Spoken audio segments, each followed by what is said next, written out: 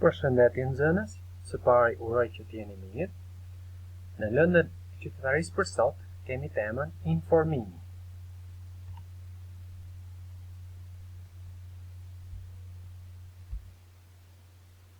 Rezultatet e të nxënit. Përshkruani me fjalët tuaja konceptin informim, sqaroni rëndësinë që ka informimi për publikun, mësoni nga e kaluara për censurën dhe reflektoni për të gjykuar informimin e sotëm.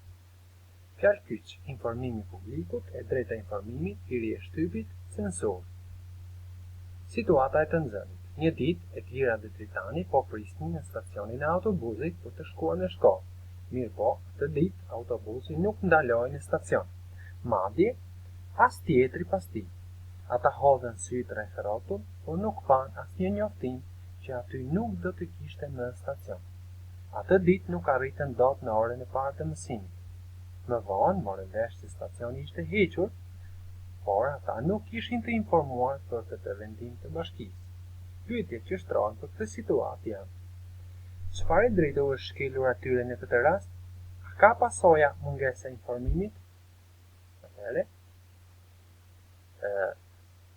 në vazhdim kemi çfarë do të thotë informim dhe pse është e rëndësishme të informohesh.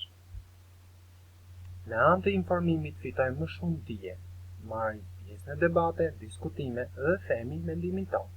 Kjo na bën të ndihemi të dobishëm. Informimi është shumë i rëndësishëm jo vetëm për jetën e njerëzve, por edhe për mirë funksionimin e një shoqërie.